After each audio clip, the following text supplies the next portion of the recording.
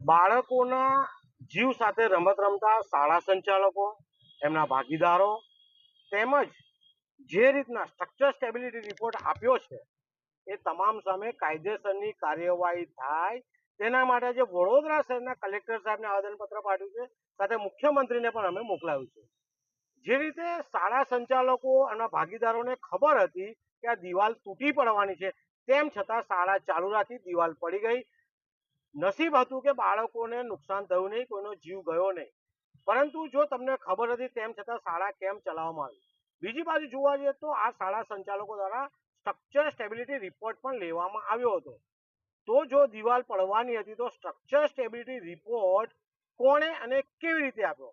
શું આ structure stability report પૈસા લઈને આપવામાં આવ્યો છે?